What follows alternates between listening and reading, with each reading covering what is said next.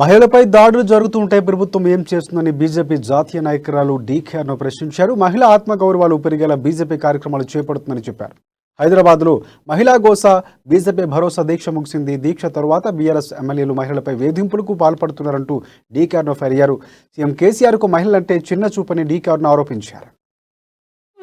రాజకీయాలు చేసే శక్తి లేదనా, మహిళలు రాజకీయాల్లో ఉండొద్దనా, మహిళలు చెయ్యలేరనా అంటే మహిళల పట్ల చిన్న చూపు ఎందుకు కేసీఆర్ అని చెప్పి ప్రశ్నిస్తా ఉన్నా. రెండవసారి కష్టంగా అందరూ అని అని అని అని అంటే అప్పుడు ఇద్దరిని తీసుకున్నాడు మంత్రి పదవులకి. ఒకరినేమో కాంగ్రెస్ లోకి వెళ్ళి పోయిన వాళ్ళకి ఇచ్చిండు, ఒకరేమో తమ పార్టీకి వెళ్ళి గెలిచిన వాళ్ళకి ఇచ్చిండు. అంతకుముందు టీడీపీలో ఉండి టీఆర్ఎస్ లో జరిగిండు. ఉద్యమకారులు ఎవరు లేరు అక్కడ.